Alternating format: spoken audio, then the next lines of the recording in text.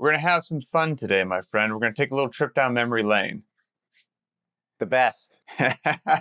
So this is generally in the wealth of information in the CrossFit Journal, and there's so many amazing videos and articles that were created many years ago that maybe haven't seen the light of day in a while. Our goal on this show is to just kind of refresh a couple, and maybe that sparks some interest in some people to go dive into those and hopefully enjoy them as much as we did in years gone by. Yes, sir. You know, it's been said in many different subgenres that you got to seek the roots, not the fruits. And I think that's absolutely true here. There are lots of people talking about CrossFit these days. There's lots of things that are kind of on the peripheral of it, and there's lots of derivative things, in my opinion. Mm-hmm. And sometimes taking that deep dive to the bedrock can be really informative because people, number one, usually have a pretty short-term memory. What happened last year, with the speed at which information moves now, can get buried just like that. You go back 15, 20 years and it's like ancient history, even though it wasn't that long ago. And what's really cool is that most of those articles back then, they apply just as much today. And I would argue, because there's so much information these days, because there's so much access to equipment and training methods, going back to those can be really instructive, because at its heart, CrossFit was chopping away the chaff. It was taking a look at this bloated fitness landscape and saying, what really actually moves the needle forward? Let's focus on that. Let's cut everything else away. And to me, that was what was so exciting about it in the early days. So taking a look back at that, I think, can be informative and fun, and it can really guide your training just as much as it did back then.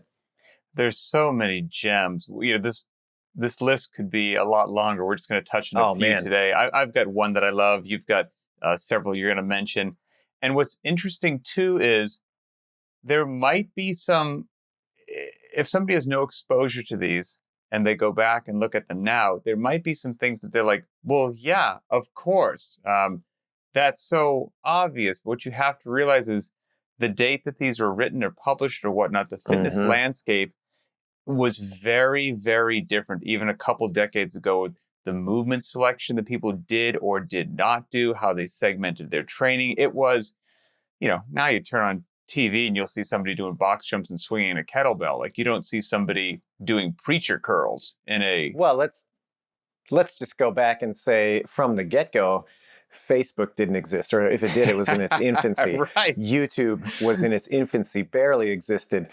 Instagram did not exist. TikTok did not exist. I mean, these outlets for where information is shared among people just did not exist, or were very much in their infancy. And so that alone was a radically different way for people to try to find these. And truly, in my opinion, back in the day, if you were interested in CrossFit and you were kind of seeking this thing out, it was pretty fringe. It was not something that you could just stumble across, at least beyond the initial introduction. Like, you might have stumbled across CrossFit, but you really had to dig in to find more information. It was not as pervasive as it is today, for better or worse.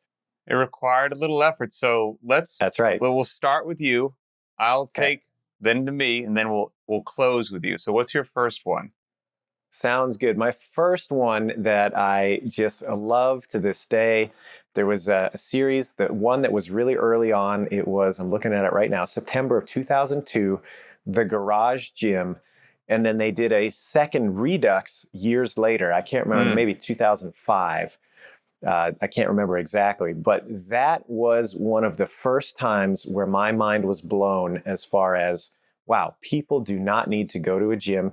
You do not have to pay for a facility that doesn't have what you want anyway, with trainers that don't care and people that are generally interested only in aesthetics. You don't have to be a part of that scene at all. And outside of, high school athletics or an athletic program, that was a revelation. I was somebody and you didn't need a sea of machines. Correct. Yeah. The argument that, look, you're better off with one or two cobbled together legitimate pieces of equipment and a little bit of work ethic than you are in a, 10 10,000 square foot facility with a bunch of chrome and mirrors. That at the time was just so heretical. It was awesome. And so that really opened my eyes. And it was really cool because it was done more so in an exploratory, almost documentarian type of way, where they had a bunch of different setups. At least very much so in the second article, at least, they had a bunch of different setups that they were highlighting. They gave you basic recommendations for equipment in order of priority, where you could source that equipment, because at the time it was really hard to get a lot of this stuff. It just wasn't able to be, procured easily. So to have all of that in one spot and to have this strong message that's like, no, you don't need that other stuff. Here's what you do need. This spoke to the minimalist in you. Oh, absolutely. The pragmatist was just so inspired by that. And to this day, I believe that is the truth. I love the affiliate. I think that model is where it's at. I think the community around that, I think the camaraderie, I think the motivation behind that, all of that is a huge win. Absolutely. But the independent spirit of, no, you can do this on your own by basically shoveling out your broom closet. And you can be as fit or fitter than anybody else that you know. I love that concept. And this just really rang the bell for me. And just like you said, the gear wasn't easy to get at all. That's an understatement. Nope. Yep. The barbell that most of us probably started with was some rusty one that didn't spin, that the knurling was way too aggressive, that it would just rip all the skin off your shins if you actually deadlifted with it. Like they've come so far. You'd slice up your basketball and put sand in there and just duct tape the heck out of it to make a wall ball. And people making their own rings and all that stuff. We've come a very long way, and how wonderful is it to have everything at your fingertips? Convenience is a great thing. But I saw something the other day. A member of my community was training, off on vacation, took a little bit of gear with them and just got creative to make some fitness happen. And what used to be far more common, you just don't see anymore, but he posted a photo of him on vacation and he hung the rings in a tree and was just doing that outdoor work. And I was like, I haven't seen a photo like that of rings and trees for so long. It just warmed my heart to see that again, because it's like, yes, this person just needed an oak tree and a little bit of ground, and they got wonderfully fit that day. Yep, absolutely. It's, so I can't, I don't know, the memories that come back from reading this article again, that series of articles, I guess, again, and then thinking back to the early days of just how fired up I was after seeing that. And again, just being told by somebody out there in the void that, hey, man, you don't have to get in line with this kind of scene that you have no interest in anyway. That was really cool. And like you said, it was so contrarian at the time that it might be hard for some people to fully understand. You're the weird person if you were working out in your garage, absolutely doing deadlifts in your garage and a set of Chuck Taylors. You'd be the weirdo at the end of the street, sprinting 400-meter runs until you almost vomited. Nobody was doing that. And make no mistake, you're still probably the weirdo if you're doing that. However, yeah, true. There's but you're real fit. Well, I was going to say, there's a lot of us other weirdos doing it too. Back at that time, there were just a lot less people, and it was if you were at a social event with people that weren't interested in fitness, and you said, "Hey, I'm thinking about converting my garage into a gym," people would be like, "What are you talking about? What possible benefit could you derive from that?"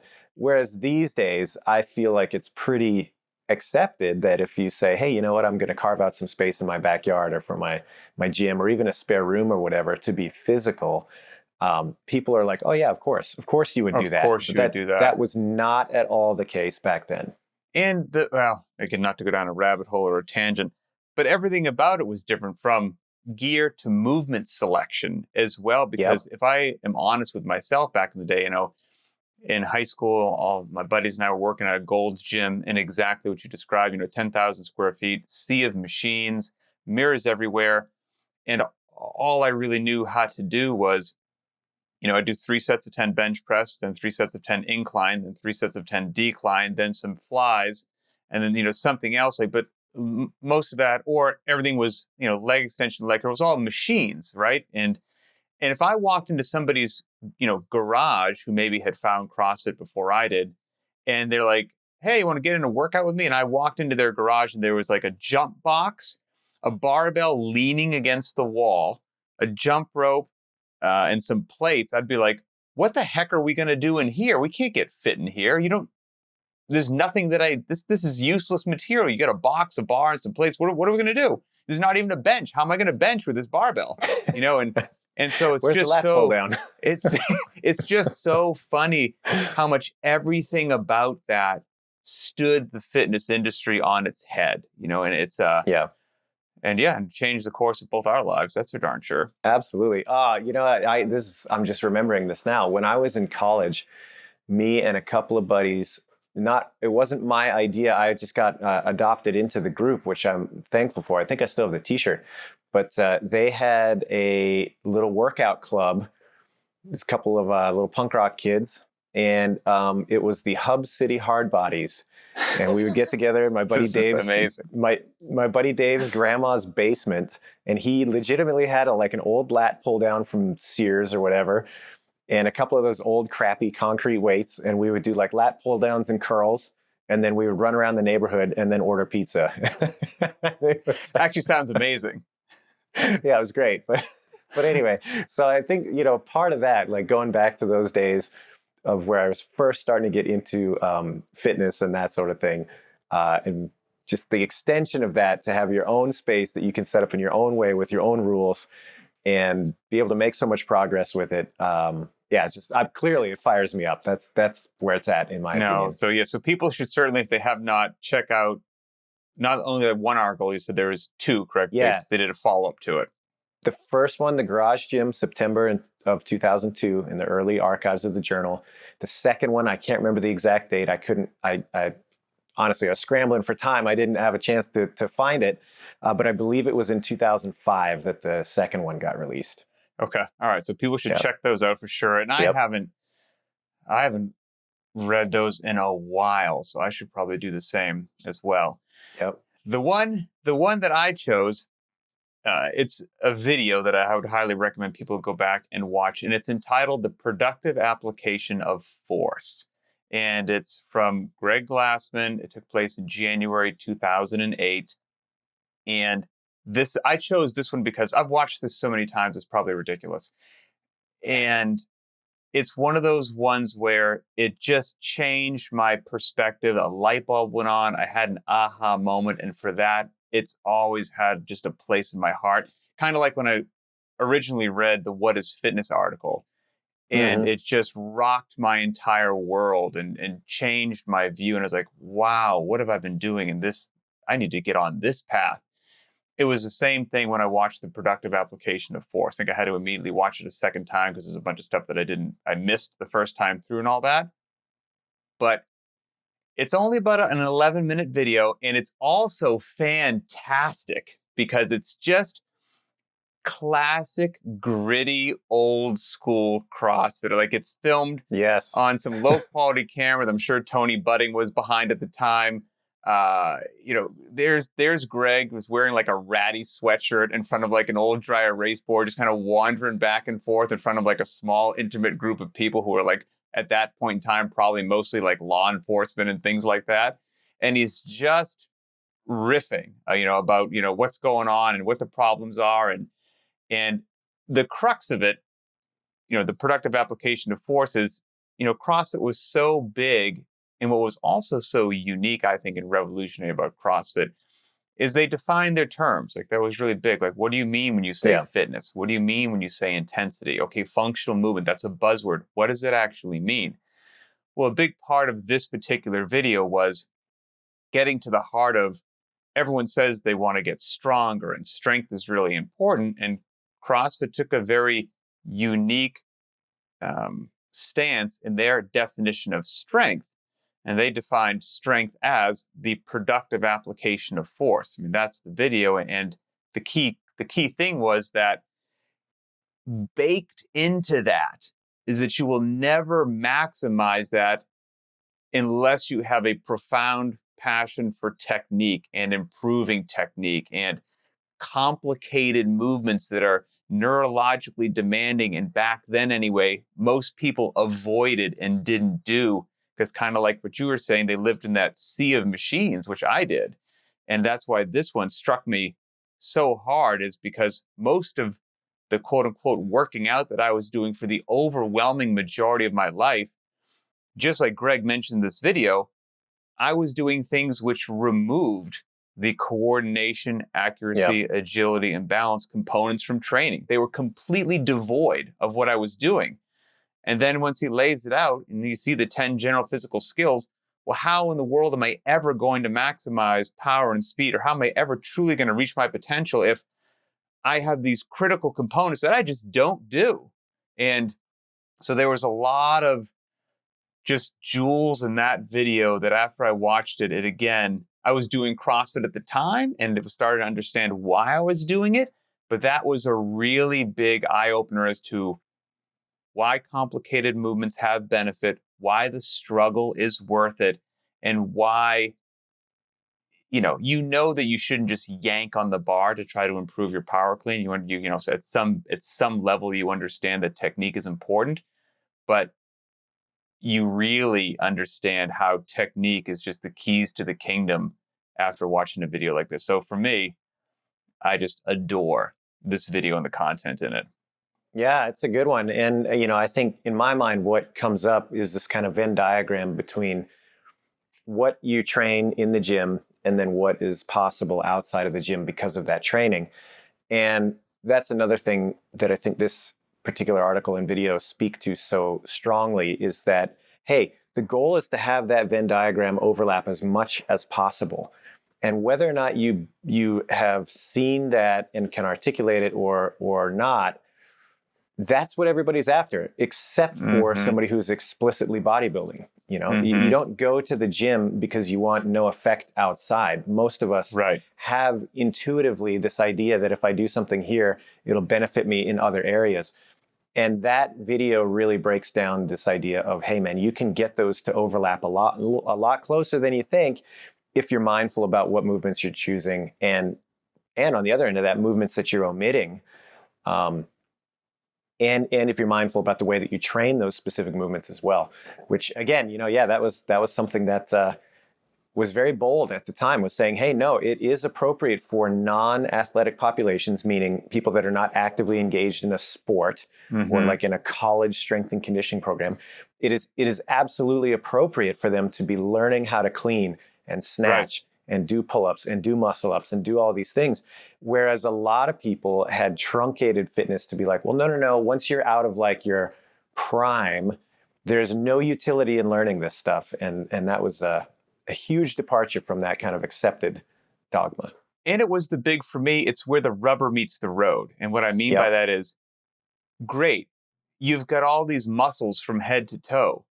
What can you actually do? Yeah. And when we say, what can you actually do? We mean accomplish meaningful tasks out in the real world or on the athletic field, like do work, and as they mentioned in the video, if you're looking to do work, well, your best opportunity to do that is probably a functional movement, and which I wasn't doing, and all that kind of good stuff. And so it's just all circular and intertwined. And for the longest time, I realized that I had been pursuing, not just the aesthetics, right? Everybody wants to look good, but I potentially had built these muscles that when I tried to do things that I now understood were useful, or moved a large load a long distance quickly and really got a lot of work done, they didn't serve me very well. Like I did, the rubber was meeting the road and it wasn't playing out in my favor. And changing my training, changing my technique, embracing functional movements, embracing intensity, doing things that were complicated, also neurologically, all of a sudden opened up a door to a world that I didn't even know existed, right? And so it was a very powerful and impactful video. And you might have told me this story. If you didn't, somebody else did, so correct me. It's a comical story, but it gets the point across. There was a seminar, a CrossFit level 1 seminar that was taking place, and I believe it was police department? Do you know where I'm going with I this? was just thinking about this. Yes, I was Were you going to there? tell it if you weren't. I was. Okay, then you should tell it. You probably told me then, so go ahead. This was years ago in San Jose, California. I can't remember if it was just the sheriff's office or just the San Jose PD training academy, but they had decided to adopt CrossFit as their academy training, which is great. I have no idea how long that stuck, if they're still doing it. Maybe somebody out there does, but I don't. This was mid 2000s, probably around 2007 or 8. And it was myself, Freddie Camacho, who at the time was a police officer and co-owner of CrossFit One World. Shout out Freddie, great guy. And Jolie Gentry, who at the time was also, I believe she was on the SWAT team, female member of the SWAT team. She was the 2007 CrossFit Games winner. Right, profoundly total capable. Badass. Absolutely, yeah. And so it's the three of us, and then me, blue-haired me from San Francisco in a room full of police officers. But anyway, we did Fran on the end of the first day, and there was one guy there who was the stereotypical Hollywood police officer. I mean, just like jacked out of his mind, busting out of the uniform, kind of Hollywood cop looking dude. And sure enough, he starts Fran and he, tears up that set of 21 like it's a Tinker toy. 21 pull-ups. It slows him down a little bit. He's a pretty big guy. He's back on the barbell in, a minute. Mm-hmm. And he picked up that bar and he made the face that we all know. This, oh no, what have I done face? What's and then happening in my body? Exactly. The workout proceeded to take him. I can't remember how long. He might have got cut off. I don't know if he finished. The point is, it took him a long time, despite the fact that he was the first one back to the barbell. Mm-hmm. So fast forward, we're at the end of the workout. And probably aesthetically looked more impressive than anyone else there. Certainly, yeah. He was definitely a specimen of a man. So we fast forward to the end of the workout, and it was custom at the time that we would talk about the results as a group. Hey, who was like sub 9? Who was sub 8? What was your experience like? We'd kind of go back and forth. And I remember Freddie was the one, and again, also police officer at the time, and he called this guy out directly, and he's like, hey man, what did you get? And this guy was, a little embarrassed about the fact that he either didn't finish the workout or finished in a pretty slow time, despite the fact that he looked like the fittest dude around. Anyway, it came out that his time wasn't impressive, and Freddie chirped back at him, and he's like, dude, I can't believe you didn't do that well. You're totally DMO. And everybody's looking at Freddie like, what do you mean DMO? And he's like, yeah, man, display model only. And we all just lost it. That's absolutely fantastic. At his expense. That really, yeah, it stuck with me though. It's like, nobody wants to be that. Nobody wants to be muscles on the shelf, but not useful when it comes time to actually doing something with it. Yep. And that, in that funny story, that is what speaks to me from this. What can you actually do? Because that's what matters. And for too many years, hey, to each their own, right? If nothing's more important to you than getting the largest biceps in the world, that's your wonderful freedom. Sure. Go ahead and have a blast. But it wasn't the path that I wanted.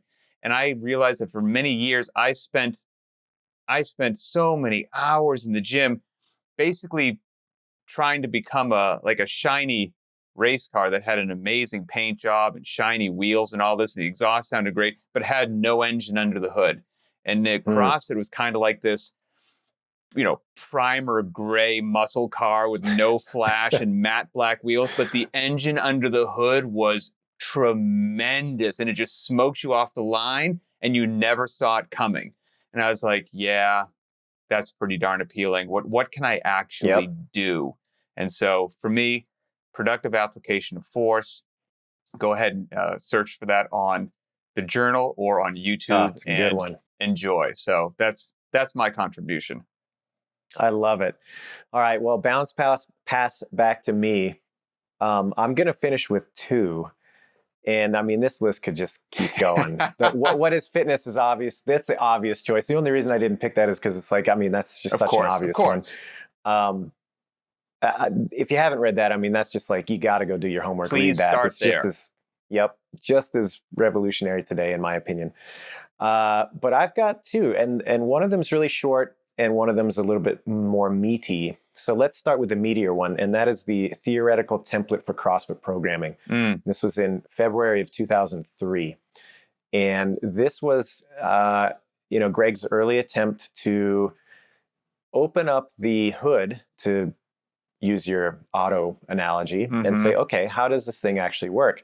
Because at first glance, it does look random. And I mean, hey, man, very not random, right? There's still that critique out there today where people are like, you just throw stuff at the wall and see what happens. It's like, no, it was only that simple. Exactly.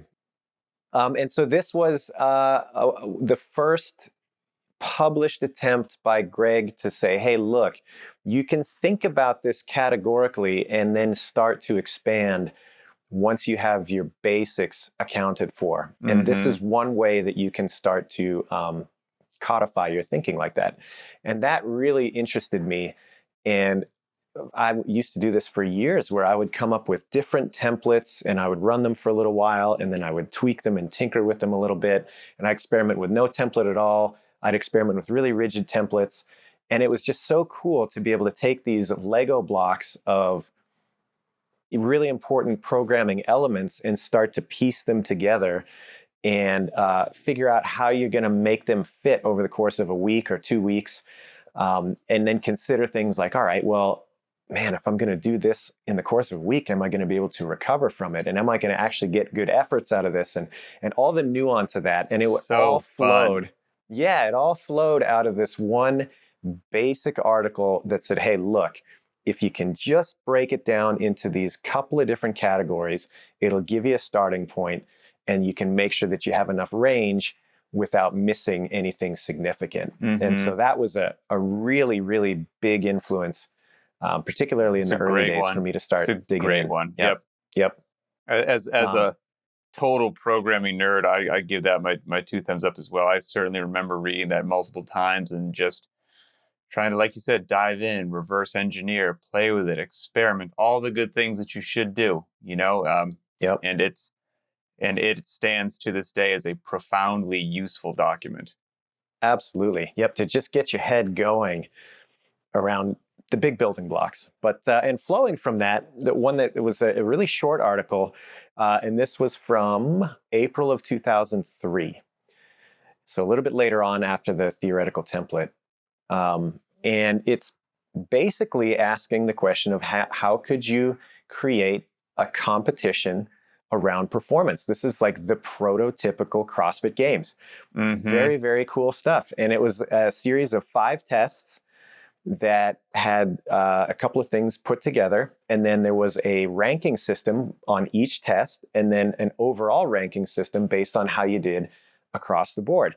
And it was super fun. The combinations, again, they still hold up to this day.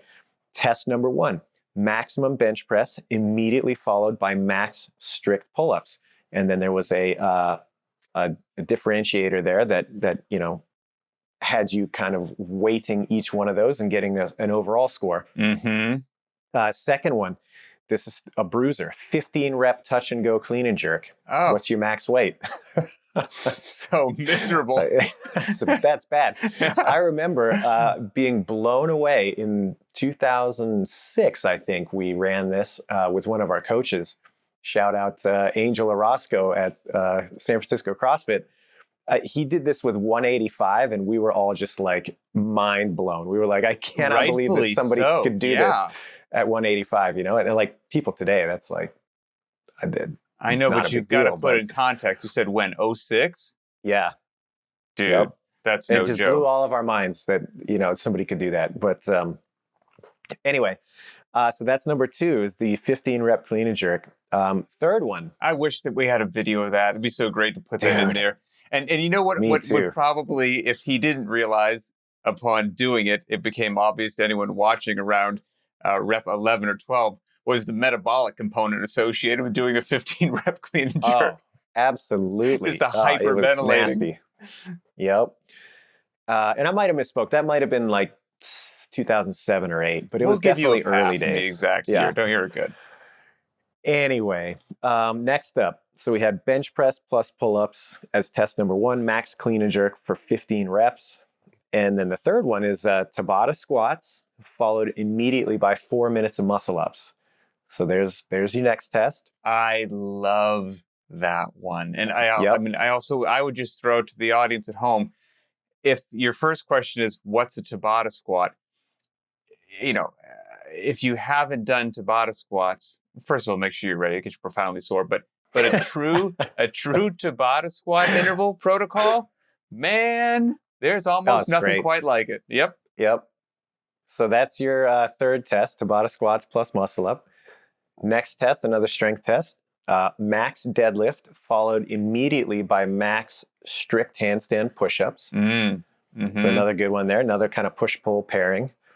And then the final test, fifth and final test, kind of very true classic mixed mode workout, 800, one time through for time, just a drag race, 800-meter run, followed by 21 thrusters at 75 pounds, so a lot lighter than you want it to be. So light, followed by 21 L pull-ups, just for time, straight through. And the combination of those, there's a table at the end of the article, and you can take a look at how you stacked up on each one, and it's got a different metric for how you can rate your progress as far as kind of really good to not so good. And it kind of laid the ground for all right, let's say we were trying to find somebody who was well-rounded enough that they could say they were the fittest, hearkening back to this What is Fitness article. What would that look like? And this was an early stab at that, and I love it. It's beautiful. Yeah. It's beautiful. And that also, those 5 tests or workouts right there, had I done them, as I said, coming from my sea of machines and isolation movements and no coordination, accuracy, agility, and balance, no intensity to speak of, but working out for 15 years, 2 to 3 hours a day. Oh, yeah. I would have been put through the meat grinder, and my scores would have been reflective of somebody who just came out of a coma. Would have been like, is this your first day working out? I'll push back on that a little bit. I bet you that you would have done well on the bench press and pull-up. Well, and I bet there's a lot of people that they would have gone one of those 5. They'd be like, okay. Yeah. But yes. How do you think, year one, first exposure to something like this, what do you think your 15 rep clean and jerk would have been at that time? Oh, I mean, there's no way it would have even been 95 pounds. There you go. I would have been destroyed. And even the bench press pull-up thing, while a lot of my life was bench press and strict pull-ups, the funny thing is I never did them in combination, one right after the other, with no rest, so that a true maximum bench press, I would take my 1 to 2 minutes rest before doing something else. And so that, if that probably would have been one of the ones that I would have done the, better compared to the other ones on. But I think pre-CrossFit, not knowing any better, if somebody told me about that test and I'm like, oh yeah, sure, I think these are what my numbers will be, I think the hit that my pull-ups would have taken would have shocked me because I just didn't train that way. It just would have caught me completely off guard. Straight up. Well, yeah. Anyway, I think the well-roundedness that was kind of hinting at, when you look at that, it's like, man, these are beefy. And again, this is one of those things that we talked about at the top of the show, where it's like, hey, you could run that series of tests right now in 2022, and it would be totally legit. Somebody who was a monster across all 5 of those would be hands down a pretty good choice for fittest person. You'd be doing all right. Absolutely. You would be doing all right. So no, that's cool. This was fun, man. Yeah. Oh, I love it. I'm fired up. And like we said, it could have gone on significantly longer, but all the things you chat about are great, but those tests that's cool. That brings me back, because I remember reading those and looking at the multiplier and be like, I'm going to try this one out and see where I fall on this. And then, always scoring less than I thought I would. But yeah, it's a good time. But we may have to do this again. Yeah, let me say one more thing about those tests. This is the last thing that jumped into my mind.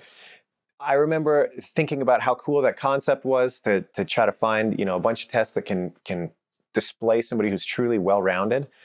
That was really cool. And then looking at the table, I was staggered at what was considered good or fit. It was so far out of the realm of what I had considered possible, not only for myself, but like somebody at the top end. I looked at the numbers and I was like, you got to be kidding me. There's no way that this is something no one can do this. Reasonable. Yeah.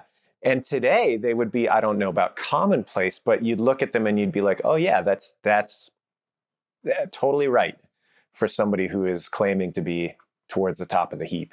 It's wild, not to get all crazy, but how many gems there are back then, and how many of those articles and videos were so far ahead of their time, and so, whatever you want to call it, crazy or outlandish, or this goes in the face of exercise science. And then all of a sudden, 15 to 20 years ago, it's like, oh yeah, no, that's accepted as that's the way you do business and it works. It's just, it's crazy how many of those have shaken out that way. So, So for anyone looking to take a trip down memory lane, we highly recommend that you do. I will beat that drum all day long. We could have made this a whole lot longer, but hopefully this small little sampling just kind of gets your interest piqued, and you start to dive into the old archives on the interwebs there. So that's some stuff that I like, that Boz likes, but of course we're always interested. What do all of you like? Do you have an old CrossFit Journal article that we should mention or should talk about? Or, what is your favorite? What's the key piece that changed your thinking or perception or anything like that? We read the comments. If you have an idea for a future show, let us know. Thanks for listening. For Adrian Bosman, I'm Pat Sherwood, and we will see you next time.